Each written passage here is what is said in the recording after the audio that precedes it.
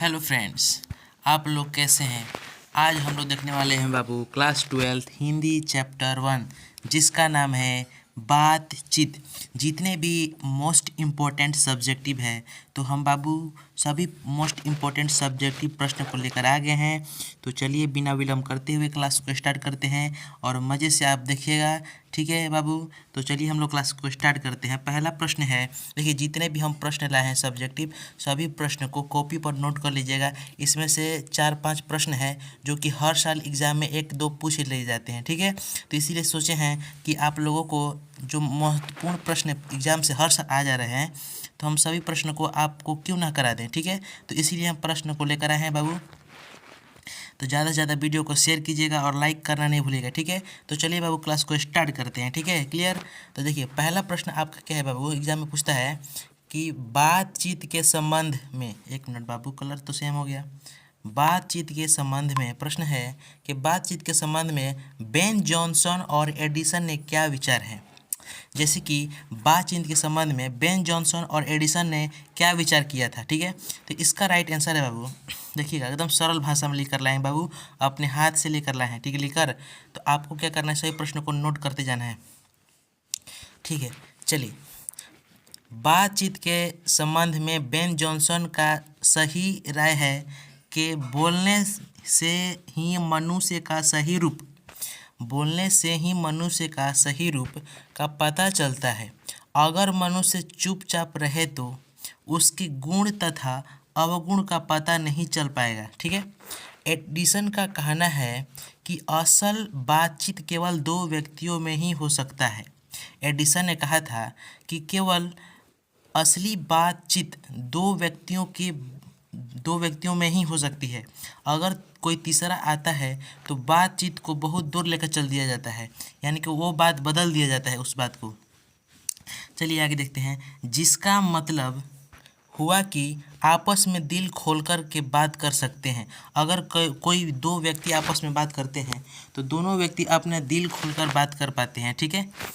अगर वह कोई तीसरा व्यक्ति हो तो फिर बातचीत खोलकर नहीं कर पाते, ठीक है, या खोलकर नहीं हो सकती है, ठीक है। तो यही प्रश्न का आंसर, सही राइट आंसर होगा, एकदम सही सरल भाषा में, ठीक है। इसमें कोई दिक्कत नहीं है, ठीक है। तो चलिए बाबू एक बार और आपको बता देते हैं। प्रश्न था कि बातचीत के संबंध में बेन जॉनसन और एडिसन ने क्या विचार है।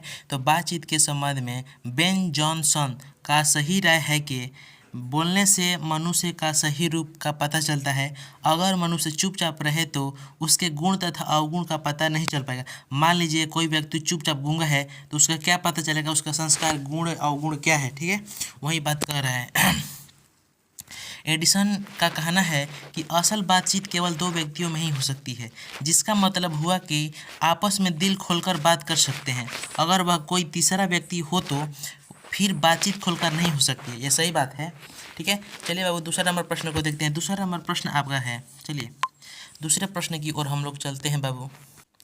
ये प्रश्न बाबू 100% एग्ज़ाम में आने के चांसेस कितने हैं, 100% आने की संभावना है, ठीक है। तो प्रश्न क्या है कि अगर हमें वाक्य शक्ति नहीं होती, अगर हमें वाक्य शक्ति नहीं हो तो क्या होता। अगर मान लीजिए आपकी बोलने की शक्ति ना होती, सुनने की शक्ति ना होती, तो आपका क्या हो पाता, ठीक है धरती पर। तो आप भी अपना इमेजिन कीजिए आखिर क्या हो पाता। तो वही आंसर है कि अगर हमें वाक्य शक्ति ना होती तो पूरा संसार आज गूंगी प्रतीत होती, ठीक है, गूंगी प्रतीत होती। सभी लोग आज चुपचाप आज बैठे रहते, ठीक है। हम जो बोलकर सुख और दुख का अनुभव करते हैं, वाक्य शक्ति के न होने के कारण, यानी कि बोलने का कारण ना हो, बोलना जैसे कोई वाक्य शक्ति बोलने होता है ना, तो बोलना ना हो अगर उसके कारण आज हम वह नहीं कर पाते, मतलब कि बोल नहीं सकते हैं। मान लीजिए अगर हम नहीं अभी बोलते हैं तो आज हम बोल रहे हैं, ठीक है, तो आज हम बोल रहे हैं तो आप सुन रहे हैं। अगर हम आज बोल रहे हैं तो आप क्या करें बाबू, सुन रहे हैं, नहीं तो हम बाहरी भी होते हैं, ठीक है। ठीक है, फिर से आपको प्रश्न पढ़ दे रहे हैं कि अगर हमें वाक्य शक्ति नहीं होती तो क्या होता। अगर हमें वाक्य शक्ति न होती तो पूरा संसार आज गूंगी प्रतीत होती। सभी लोग आज चुपचाप आज बैठे रहते और हम जो बोलकर सुख और दुख का अनुभव करते हैं वो वाक्य शक्ति के न होने के कारण आज हम वह नहीं कर पाते हैं। ठीक है, आज हम बोल रहे हैं तो आप सुन रहे हैं, नहीं तो हम बाहरी भी होते हैं। ठीक है, चलिए बाबू तीसरे नंबर प्रश्न को देखते हैं। तीसरा नंबर प्रश्न भी मोस्ट इम्पोर्टेंट प्रश्न है। जितने भी प्रश्न इस चैप्टर से हैं सभी प्रश्न हर साल एक ना दो पूछे ही जाते हैं। ठीक है, चलिए प्रश्न पढ़ते हैं। चलिए बाबू तीसरे नंबर प्रश्न को देखते हैं। ये भी मोस्ट इम्पोर्टेंट प्रश्न है, ये भी अपने आप में एक तरह का प्रश्न ही है। ठीक है, प्रश्न क्या है कि आर्ट ऑफ कन्वर्सेशन क्या है। क्या है प्रश्न बाबू, आर्ट ऑफ कन्वर्सेशन क्या है। देखिए, यह बात करने की एक ऐसी कला है। आर्ट ऑफ कन्वर्सेशन, यह बात करने की एक ऐसी कला है कि जिसमें बातचीत के दौरान बड़ी ही चतुराई के साथ ऐसी प्रसंग छोड़े जाते हैं कि सामने वाला सुनकर बहुत ही अत्यंत सुख मिलता है। माने कि बातचीत के दौरान बड़ी चतुराई के साथ ऐसी प्रसंग छोड़े जाते हैं कि सामने वाला सुनकर बहुत ही अत्यंत सुख मिलता है उसे। यह कला सिर्फ यूरोप के लोगों में ही पाई जाती है। देखिए, यूरोप के लोगों में आर्ट ऑफ कन्वर्सेशन की कला बहुत ठूस ठूस के भरी हुई है, यानी कि बातचीत करने की शैली यूरोप के लोगों में काफ़ी अच्छी है। ठीक है, चलिए बाबू चौथे नंबर प्रश्न को देखते हैं। चौथा नंबर प्रश्न है कि मनुष्य की बातचीत का उत्तम तरीका क्या हो सकता है। मनुष्य की बातचीत का उत्तम तरीका क्या हो सकता है, इसके द्वारा वह कैसे अपने लिए स्वर्था नवीन संसार की रचना कर सकता है। ठीक है, तो प्रश्न है, इसका आंसर देखते हैं। चलिए, मनुष्य का बातचीत करने का सबसे उत्तम तरीका स्वयं वार्तालाप है। देखिए, मनुष्य अगर अपने आप से खुद स्वयं बात करता है तो सबसे उत्तम तरीका है। ठीक है, मनुष्य अगर अपने अंदर ऐसी शक्ति विकसित कर लेता है जो अपने आप से बात कर लिया करे तो उसमें उत्तम तरीका कुछ ही नहीं सकता, कुछ हो ही नहीं सकता, उससे उत्तम तरीका कुछ हो ही नहीं सकता। आत्म वार्तालाप जरूरी है ताकि हम अपने क्रोध पर नियंत्रण कर सकें, जिसमें दूर को कष्ट न पहुँचे, जिसमें दूसरे को कष्ट ना पहुँचे, क्योंकि हमारे अंदर की जो मानववृत्ति है वह हमेशा नए नए रंग दिखाया करती है। ठीक है, वह हमेशा बदलती रहती है। वह हमेशा क्या करती है बाबू, हमेशा बदलती रहती है। मनुष्य को चाहिए अपने जिह्वा पर काबू रखें तथा अपने मधुर वाणी से दूसरे को प्रसन्न करें। इस दुनिया का बहुत खूबसूरत हो जाएगी। यही बातचीत का उत्तम तरीका है। देखिए, ये प्रश्न है, ये क्या कहना चाह रहा है कि मनुष्य की बातचीत करने का उत्तम तरीका क्या हो सकता है। मनुष्य की बातचीत करने का सबसे उत्तम तरीका यह हो सकता है, जैसे कि मान लीजिए आप कोई भी कार्य को कर रहे हैं तो अपने मन में 10 बार सोचिए उस बात को कि हम करें, हाँ, फिर अपने मन में सोचिए नहीं ये नहीं करेंगे, फिर करेंगे नहीं इस काम को हम करेंगे। ठीक है, जैसे कि अपने आप से बात करना, यही जो अपने आप से बात करना होता है ये सबसे उत्तम तरीका हो सकता है। जो व्यक्ति अपने स्वयं से बात करता है वो समझिए कि वो सबसे उत्तम तरीका वार्तालाप करने का होता है। ठीक है, चलिए बाबू अब आगे प्रश्न को देखते हैं। अब आ गया व्याख्या। ठीक है, व्याख्या भी हर साल पूछे, जितने भी व्याख्या थे इस प्रश्न से, इस चैप्टर से मोस्ट इम्पोर्टेंट भी आई वो प्रश्न को हम लेकर आए। ठीक है, चलिए देखते हैं बाबू, व्याख्या में देखते हैं। व्याख्या देखिए, पहले क्या करना होता है कि पहले आपको इसको पढ़कर पता करना होता है कि इस किस चैप्टर से है और कौन लेखक जो है इसको लिखे हैं। ठीक है, तो यहीं आपका दिमाग खाली लगना चाहिए कि आपको देखिए पहले पढ़ी प्रश्न बता रहे हैं। हमारी भीतरी मनोवृत्ति नए नए रंग दिखाती है। हम प्रपंचात्मक संसार का एक बड़ा भारी आईना है जिसमें जैसी चाहो वैसी सूरत देख लेना कोई दुर्घट बात नहीं है। ठीक है, तो पहले लिखेंगे बाबू कि प्रस्तुत गद्यांश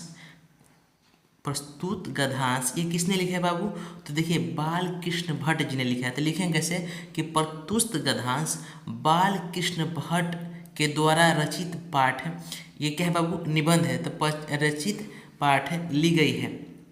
ठीक है। फिर अब इसके बारे में लिखिए। देखिए हम आपको शुरू से आंसर बताते हैं कि प्रस्तुत पंक्ति बालकृष्ण भट्ट द्वारा रचित पाठ से ली गई है। मनुष्य की भीतरी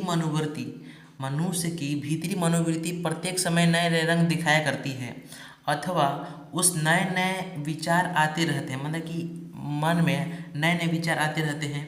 वह इन जैसे प्रपंचों से पूरा संसार एक बड़ा भारी आईना है जिसमें ऐसी घटनाएं को भी देखा जाता है, ठीक है, जिसके घटित होने की आशा न हो, अर्थात हमारी जो मनोवृत्ति हमें संसार के समस्त अच्छे बुरे कार्यों से हमें अवगत करती है, ठीक है।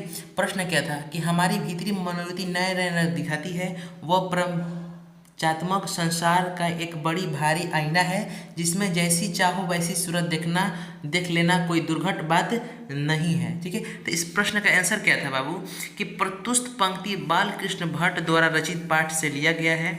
माने आप देखिए, जब तक देखिए हम जो आप आंसर लेकर लाए हैं ये तो हम अपने से लिख कर लाए हैं एकदम सरल भाषा में। देखिए परीक्षा में आपको जितने भी टॉपर्स होते हैं कैसे लिखते हैं कि अपने मन से जो आप कहानी पढ़े हैं उसके अनुसार लिखना है, अपने से लिखना है, ये ना कि दूसरे के आंसर को लिख दे। हम ये नहीं करें कि मेरा ही जो हम आंसर आपको ले हैं कि उसका ही लिखे, नहीं, जो आपका अंदर से इच्छा जैसे जो पढ़े हैं चैप्टर में वो आपका आंसर पता है जिसके अपने से लिखना है।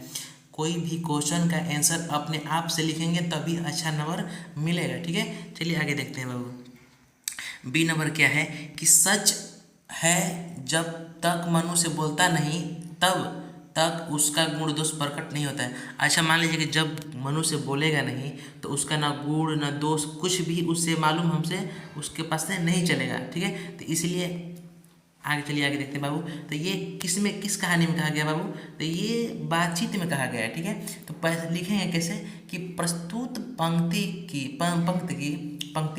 बालकृष्ण भट्ट द्वारा रचित पाठ से ली गई है। हमें निबंध के माध्यम से लेखक हमें यह बताना चाहते हैं कि बातचीत एक ऐसा विशेष तरीका होता है जिसके कारण मनुष्य आपस में प्रेम से कर उसका आनंद उठाते हैं, परंतु जब मनुष्य क्रोध में होता है तो बातचीत के दौरान अपने आप पर नियंत्रण नहीं रख पाता तो वह दोष है, परंतु जब वह अच्छे भाव से सलीके से बात करता है तो वह गुण है।